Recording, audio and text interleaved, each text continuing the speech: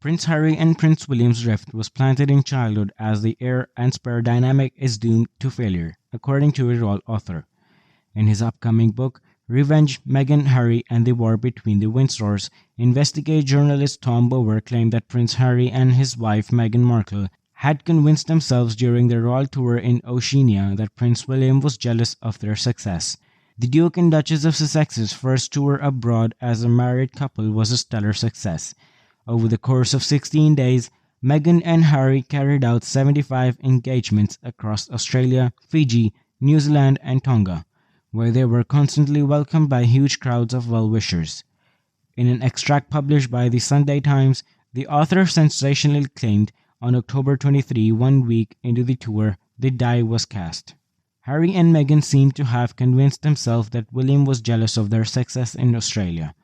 The time was right for change. They needed to break out of Kensington Palace's claustrophobic fishbowl. Harry proposed that the palace should rewrite the rule book. However, upon their return, Meghan and Harry felt as if their successful tour was not credited appropriately, with the Duke later telling Oprah Winfrey in their tell-all interview. They were really welcoming, but it changed after the Australia tour.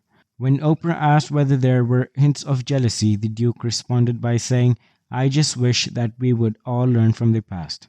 Reports of a rift between the Sussexes and the royal family began to surface, and just over 2 years later, the Duke and Duchess announced that they would be leaving the firm. Harry's relationship with Meghan was widely blamed for the breakdown of his relations with his family, but one royal author has claimed the tension dates back to long before the former Hollywood actress entered the fold. Christopher Anderson, the author of Brothers and Wives Inside the Private Lives of William, Kate, Harry, and Meghan, said, "The seeds of this rift were really planted in childhood between William and Harry." He told Kinsey Schofield, the host of the TOD4 Daily podcast, that the heir and despair, now I see it. I did not see it 20 years ago when I wrote Diana's Boys. I thought this is the brotherly bond that will never be broken because they've gone through things that nobody else in the world has ever experienced.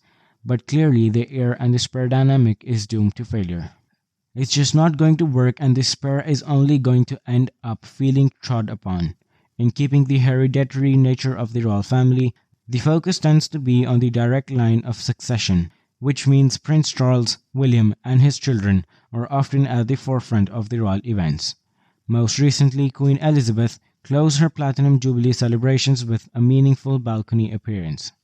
The monarch was accompanied by Charles and his wife Camilla, the Duchess of Cornwall, William and his wife Kate, Duchess of Cambridge, and their children Prince George, Princess Charlotte, and Prince Louis. While also celebrating her monumental milestone, Her Majesty wanted to draw attention to the future of the monarchy. According to the royal author, Andrew Morton Harry found the hierarchy of the royal family frustrating. In his 2018 biography, Meghan, a Hollywood Princess, Mr. Morton wrote, "They were coming to appreciate that in the royal hierarchy, no matter how popular, inspiring, or relevant they were to the outside world, they were low down on the royal totem pole." Both William and Harry were funded by their father, and it was often the case that Harry's ambitions did not match Prince Charles' budget. His brother, as the future king, would also take priority. It may have been frustrating, it may have led to rows and jealousy, but that was the way it was, and that was the way it was always going to be. Meghan and Harry stepped down from their roles within the firm and relocated to the US in March 2020. They returned to the UK with their children for the first time since their exit last month, when the royal family spent a weekend celebrating their historic reign of the Queen. Meghan and Harry reportedly spent no private time with William and Kate and jetted back to the States before the final event, the Platinum pageant, before it came to an end. Their next opportunity to reunite may come across the pond when the Duke and Duchess of Cambridge travel stateside for the Earthshock Prize, which William will host alongside a number of star-studded guests. So far, Princess Eugenie and her husband Jack Brooksbank are the only members of the royal family to visit Meghan and Harry in their Montecito mansion. However, royal expert Neil Sean believes that William and Kate will be too busy to fit in a reunion. Speaking on his YouTube channel, Mr. Sean said, "It would be an ideal situation to take the time out to meet. When you think about it, both in the same country and away from prying eyes, because it's a little bit easier to get away from the media over there because it's such a vast place." He added, regarding William and Catherine that sadly that will not be possible. They are planning a packed schedule with no private time for visits or downtime.